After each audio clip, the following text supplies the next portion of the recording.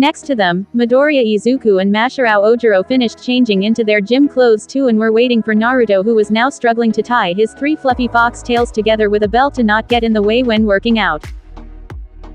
"It'll take some time to get used to these," Naruto said in chagrin. He was happy that his quirk had awakened 2 times in a row, of course, but having 1 large foxtail had been troublesome enough already, to speak nothing of 3. "All right, let me introduce you to each other.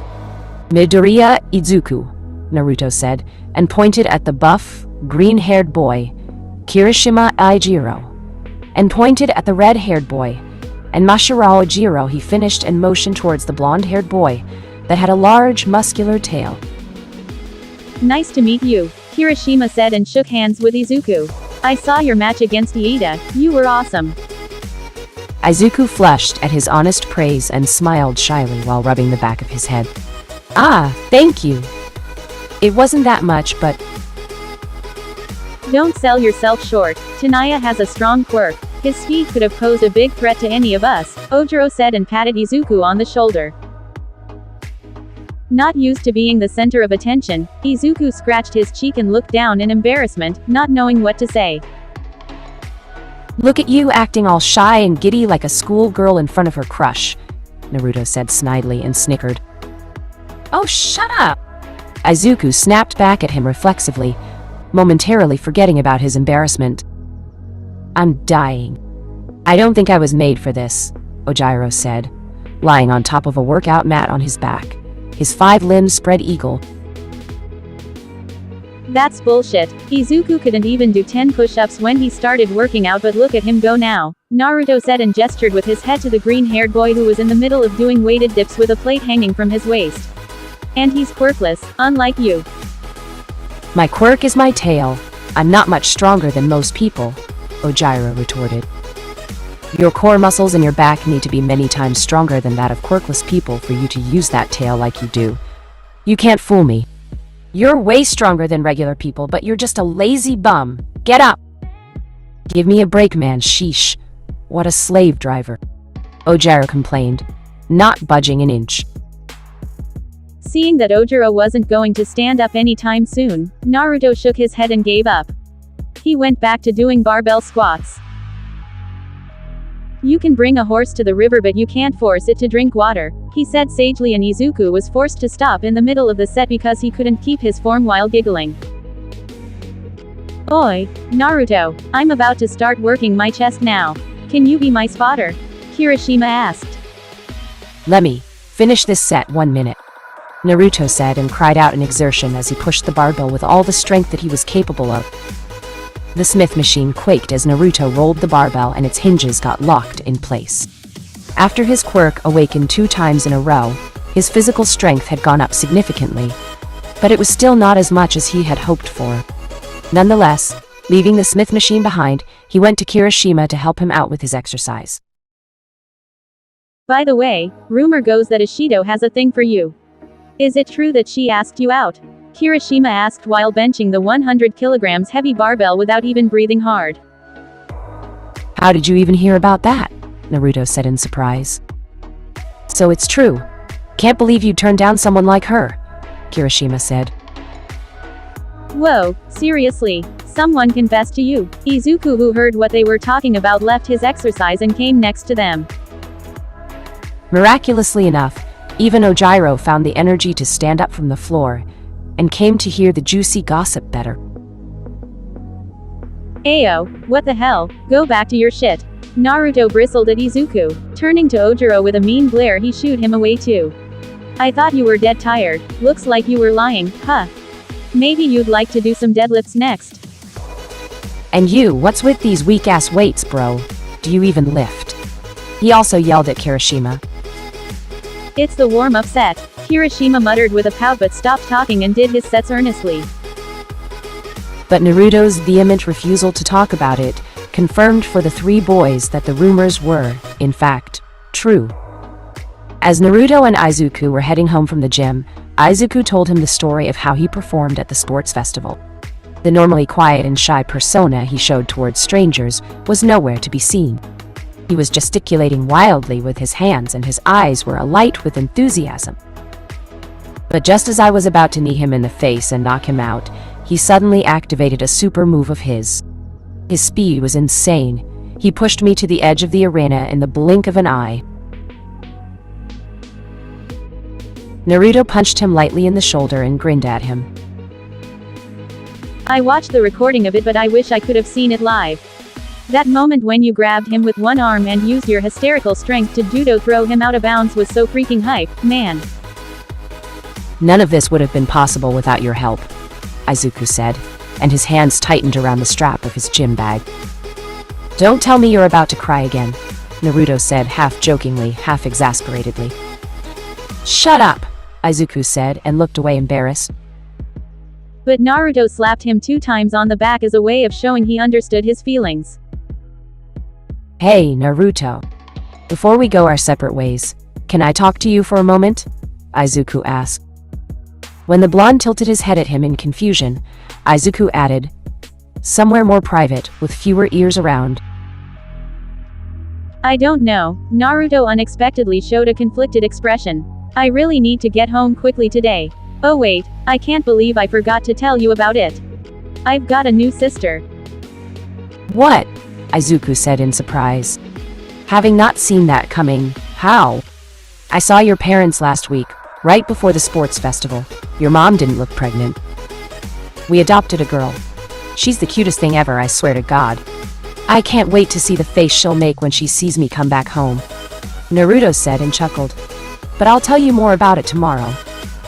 They were now at crossroads, the point where they had to part ways. It's really important, Naruto. Please, Izuku insisted, and Naruto stopped in his tracks. 15 minutes later, the 2 teenage boys arrived at Musutafu City's municipal beach. Although the weather was warm and pleasant, it was still not hot enough for most people to swim in the sea, especially not at that late hour in the evening. There was nobody else on the beach except for the 2 of them. Placing his gym bag down on the sand, Naruto sat on top of it, careful not to let his foxtails touch the sand. Well, what's this big secret you wanted to talk to me about? Not knowing where to start, Izuku just blurted it out. What? Naruto said in surprise. He even took out his ear mufflers, thinking that he must have misheard him because of the sea breeze. Look, I was born quirkless. I haven't been lying to you. But the day after the sports festival, I received a quirk as a gift. The fuck? Naruto subconsciously cussed. How is that even possible? Izuku clasped his hands together as he gave him his most serious face and said, I'm not joking. I promised that I would never tell anyone about it, but I can't keep a secret as important as this from you. Not after everything you've done for me. Before Naruto could tell him to stop fucking around, Izuku quickly added, All Might gave me his quirk. He is gravely injured. His body is in terrible condition. Nowadays, he can only work as a hero for 3 hours a day. So he's been looking for someone to pass his power to. A successor. That's why he became a teacher at UA High this year. I've never heard of a quirk that can be passed on to someone else like that. Naruto muttered. But he decided not to doubt Izuku's words. Having seen All Might's true appearance the previous week, now it all made sense. Furthermore, he reckoned that if All for One, his family's enemy, was capable of stealing quirks from other people, it shouldn't be that hard to believe there was someone out there who could also transfer their quirk to someone else. It's true, I can show you, look, Izuku said and jumped up to his feet. He closed his eyes for a moment and got into a wide stance, not that different from the horse stance that his martial arts instructor had made him practice at the dojo. What are you doing? Are you taking a shit? Shut up, asshole! Izuku yelled at him, his face flushed with both anger and embarrassment as he heard Naruto start snickering like a fox. Seriously, be quiet for a minute. If I don't focus, my whole arm will blow up. Now that the fox boy had quieted down, Izuku closed his eyes again and tried to find the mysterious power slumbering inside his body.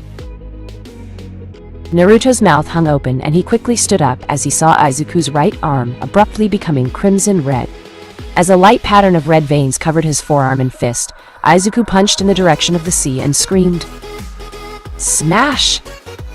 A powerful gust of wind burst seemingly out of nowhere and split the seawater in two for a distance of over 10 meters before it died down. "Holy shit," Naruto whispered in awe. Opening his eyes, Izuku cradled his right arm gently, his face scrunched up from the pain. "This quirk is too powerful for me, and I can't control it well. After one punch, my arm is burning, and I can't move it for an hour. When I first used it a few days ago, my arm broke in 2 places. If it hadn't been for Recovery Girl, Mom would have killed me," Izuku said and attempted to joke at the end. On his way home, Naruto's mind was filled with all sorts of thoughts due to the earlier revelation. Izuku said that All Might can still use his power for a little bit even if he already gave his quirk away. But it won't be long before he becomes just a regular man.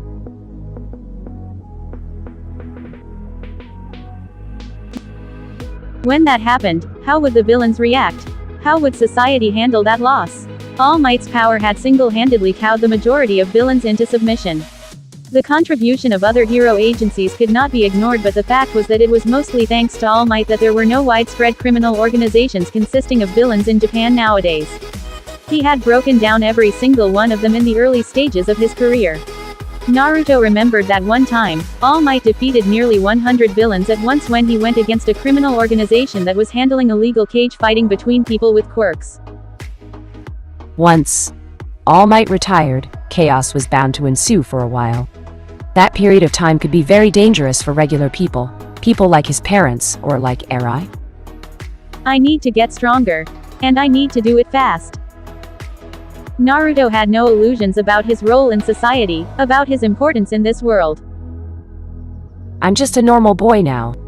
There is no prophecy, there are no gods, and the fate of the world isn't on my shoulders anymore." There were many other people far more capable than him in this world, so he wasn't worried about Japan's safety or the fate of the world at large. In this life, all he wanted was the strength to protect his family. Congratulations. From today onwards, your name is Uzumaki Eri. The lady at the civil registry office said kindly and dabbed at the corners of her eyes with a napkin. It wasn't the first time she was witnessing children being adopted, but seeing the little girl crying her eyes out from happiness tugged at her heartstrings. Kushina too had tears rolling down her cheeks as she watched how Naruto hugged the sobbing Eri to his chest.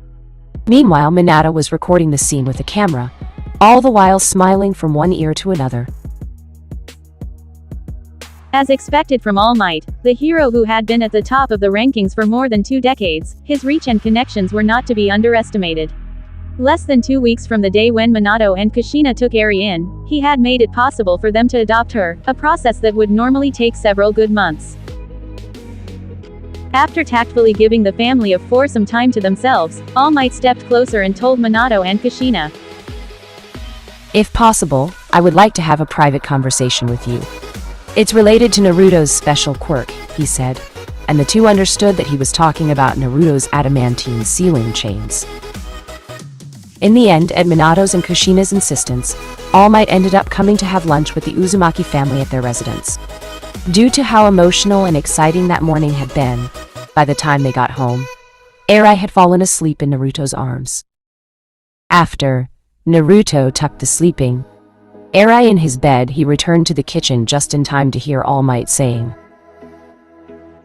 "I don't mean to be rude, but I am not allowed to eat much of anything due to medical reasons.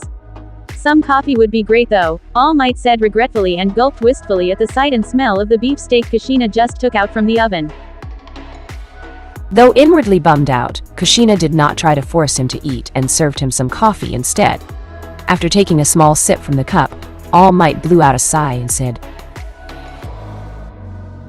"When Naruto told me about his quirk nullifying chains, he wanted me to promise I'd never reveal it to anyone. He didn't tell me much about it, but he seemed to believe that a powerful criminal would try to hunt him down if the information about his other quirk became public. Can you tell me more about it? If there is anything I can do, I will help you." Since All Might already knew the secret of her and Naruto's quirk, Kushina did not see the point in beating around the bush, so she was direct and truthful about her family's enemy. But, much to Kushina, Minato, and Naruto's confusion, All Might let out a chuckle when she finished talking. I'm sorry. I'm just so relieved, All Might said.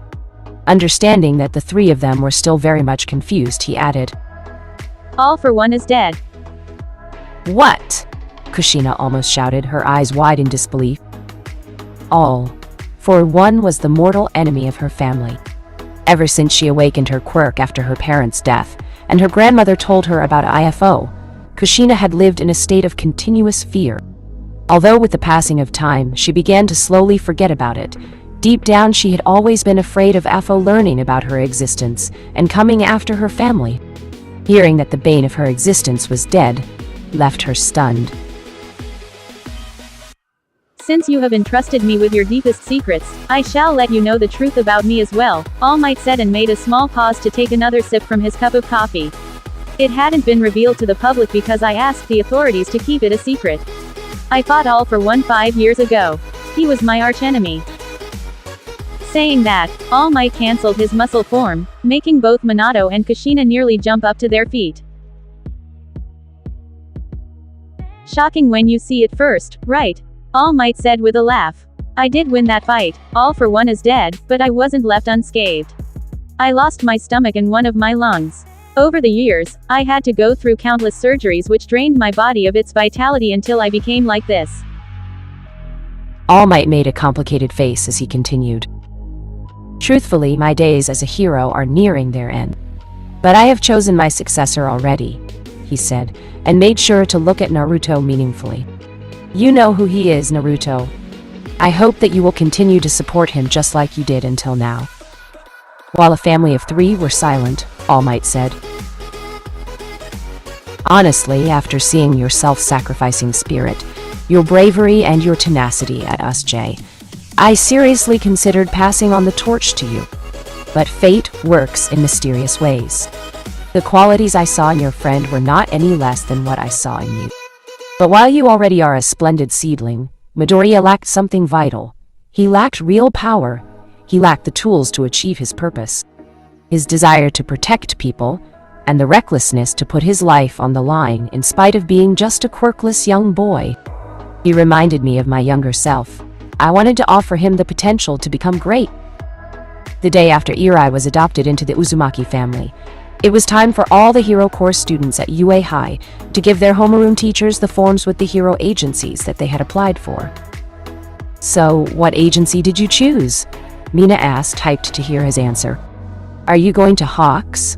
Or to Endeavor? Or maybe you're going to one of the hero agencies from the United States. What are you saying? He's definitely going to go to Mirko, Kaminari said with a shake of his head, as if he couldn't believe how naive she was. I mean, what? Have you not seen it? They've been inseparable since USJ. What? Was how everyone reacted, including Naruto. Bro, get off cross-chat. You're confusing fan-made videos with reality, Kirishima said with a snicker. I've only met her once since USG, Naruto said. Not understanding, how did Kaminari reach the conclusion that he and Mirko were now inseparable? As expected of a pervert, Kyoka said, and threw Kaminari a dirty look. But it does make sense for him to take on the Rabbit Hero's offer, Momo Yaoyorozu said with a pondering look on her face. She has an animal-type mutation quirk like him, she'd know the best how to help him further develop his Fox Quirk. But why her? Mina burst out, not even trying to hide her frustration. Mirko doesn't have a real hero agency, and she's never taken a sidekick before. I think the number 13 hero, the Lion Hero, would be better. I agree with Mina. I'm going to the Lion Hero Shishido too, Ojiro said, wagging his tail like a dog. Hey, guess what hero agencies I've applied to? Yuga Aoyama suddenly butted into their conversation and struck a pose. No one cares, Kaminari yelled at him in annoyance. While they were all talking animatedly about the hero agencies they had chosen for their internship, the large door of the classroom was opened, and the students' first reaction was to rush back to their seats, thinking that it was Professor Aizawa. But instead, "Tsuyu-chan!" Okako yelled as she rushed at her and swooped her in a bear hug. Yuriraka wasn't the only one. Momo was also quick to jump out of her seat, and after her, the entire class clamored around the frog girl, who appeared to be overwhelmed by their over-enthusiastic welcome. She had totally not seen that coming. "Are you okay?" Are you still hurt? Are you better now? "I'm so happy to see you back. Hagakure, Koda, and Sato transferred to another school. It's so good that you didn't give up. Hey, did you hear that Bakugo got expelled?" Bombarded with their questions and well wishes, Chuyu was like a deer caught in the spotlight.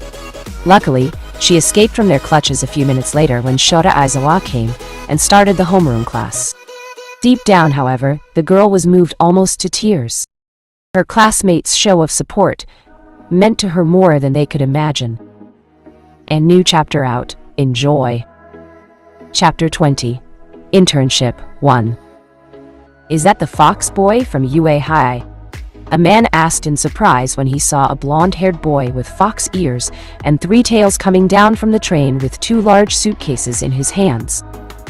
"Whoa, it's Uzumaki, Naruto in person," a girl shouted, and people from all over the train platform rushed at the wagon from which Naruto came out, crowding the exit and effectively surrounding him from all sides.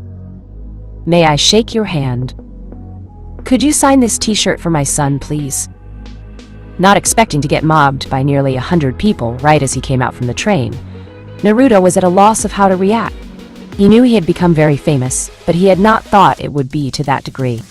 What he had failed to realize, however, was that people in Musutafu City were somewhat used to seeing pro-hero celebrities on a daily basis, because UA High was located there, and quite a few famous heroes like Mount Lady or Kamui lived there too.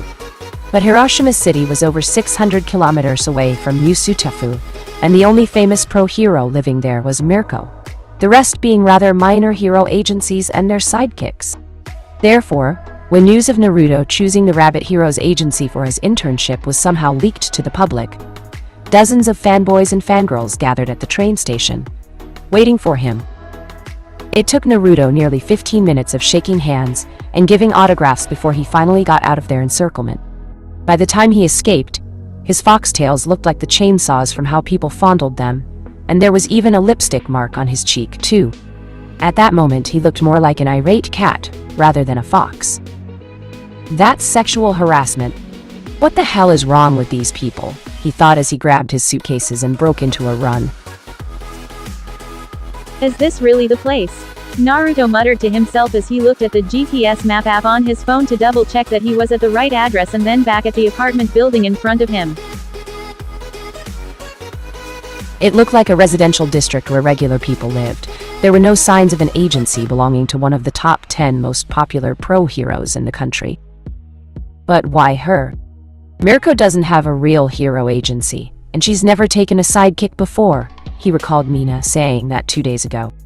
He had thought that she said that merely out of jealousy, but there seemed to be more to it than that. Oh well.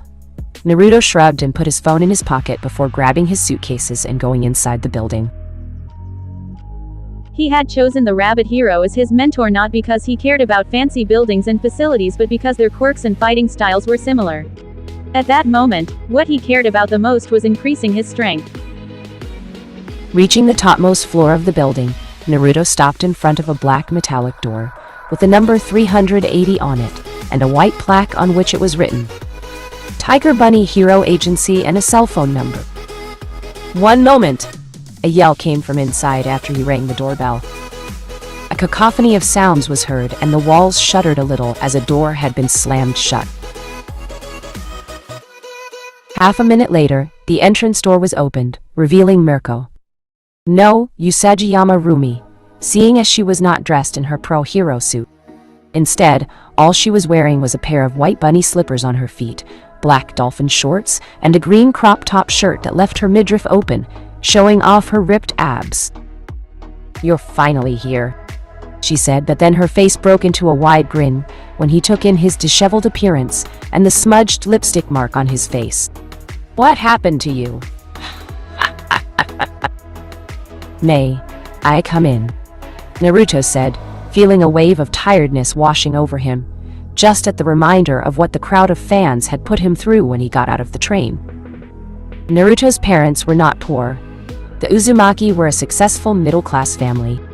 However, it was the first time he stepped into an apartment as luxurious as Mirko's home. He didn't know much about furniture and fashion trends, so all he could think was that it looked expensive as fuck. It was just as one would expect from an apartment on the topmost floor of a high-rise building in the center of the city. "Let me help you with that," Rumi said, playing the role of a good host, but she nearly dropped the suitcase when she grabbed it from his hands. She had not expected it to be that heavy. "What the hell are you carrying with you, millstones?" Naruto chuckled at her rough language. "I have a lot of weapons." Once he took off his shoes and his suitcases were left somewhere to the side, Rumi led the way to the living room and invited him to sit on a black leather sofa. "So, this is your agency headquarters?" Naruto asked as he looked around the room, his eyes lingering on the tall and wide windows that offered a breathtaking view of Hiroshima's cityscape. "I won't beat around the bush. This is my home. Tiger Bunny is a hero agency in name only. I'm the only member," she said with a shrug, and took a seat next to him. Naruto felt his skin breaking out into goosebumps as a fruity scent mixed up with a light smell of sweat wafted from her when she sat down. It looked like before he arrived she must have done some physical effort, because the temperature in the apartment was cool and nice thanks to the AC running in the background. There are no special facilities for combat or fitness, no support-type employees, no office-type personnel either. "It's just you and me, disappointed yet?" she said with a grin. "I came here for you, not for buildings or for other people," he said. "Not bad. I knew I was right to send you an offer," she said with a grin and punched him lightly in the shoulder. "But why did you choose my agency? I'm sure you must have had thousands of other offers, some of them even from the United States. We both have animal-type quirks, and you're great at close-quarter combat. I think that out of all the heroes, you're the best suited to teach me. And I also know you're strong, much stronger than me. I saw what you did to that Namu at USJ." Rumi shook her head at his words. "You're being too harsh on yourself. That Namu creature was very strong. It was a counter for physical types like us. Frankly speaking, you were incredible to have fought against it for so long. If it hadn't been weakened from his fight with you, I'm sure it wouldn't have been easy for me to beat it." After saying that, she hopped up to her feet and clapped her hands once. "All right, now let me show you your room. We'll probably not spend the entire week here, but still, it's good to have a place where you can get comfortable." After Naruto unpacked his things and familiarized himself with the guest room, he went looking for Rumi. He found her in the living room, sitting on the sofa and munching on a carrot as she browsed the internet on her laptop. "You really like carrots." He had thought that that was something that fans had made up about her. "I'm a rabbit," she said and shrugged. "Did you finish unpacking?" "Yes, I'm done. So what do I do now? What is your plan?" "Today we won't do any hero work. I want to see exactly what you're capable of. I want to gauge your abilities myself, and then we can discuss what you need to improve on. But of course, if something urgent comes up, that will take priority, so be prepared at all times." 600 kilometers away, the Bakugo family was in the living room, all three of them watching the news on TV. "Katsuki, go see who's ringing the doorbell." "Hell, if I care, go see for yourself." Heavy smack twisted his head to the side. "What are you hitting me for, old woman? I'll kill you!" Bakugo screamed at his mother. "Shut your trap and do what I say," she yelled back at him and smacked him upside the head once again. "You do nothing around the house, just loafing around like a freeloader. There's no need for arguing, I'll go see it myself. Just calm down in the meantime," Katsuki's father said, trying to placate them only for his son to scream at him. "Shut up, you shitty old man. You want me to kick your ass." A third heavy slap from his mother almost made Katsuki see stars. "And that's exactly what got you expelled. You never learn your lesson, do you? How many times have I told you to keep your temper in check? I told you your behavior won't get a pass once you go to UA, she yelled at him. And who did I get my temper from, huh? It was from you. While the mother and son duo were screaming at each other, the father went to the door to see who was ringing the bell so insistently. Good afternoon. How may I help you? He asked. The visitors were two men in their mid-30s. Wearing similar black suits, shoes, and shades, the two of them looked like they were part of a secret organization. Hello. We are Hatake Kakashi and Yamato Shimura from the Hero Public Safety Commission. One of the two men, the one with spiky silver hair, said, and they both showed him their badges confirming their identity. We would like to discuss some matters concerning your son. Sure, please. Come in, Mr. Bakugo said as he opened the door wider to welcome them in. Once the introductions were over and they were all sitting in the living room, Mrs. Bakugo asked, So, what is it you wanted to talk about? Did this idiot son of mine get into trouble again?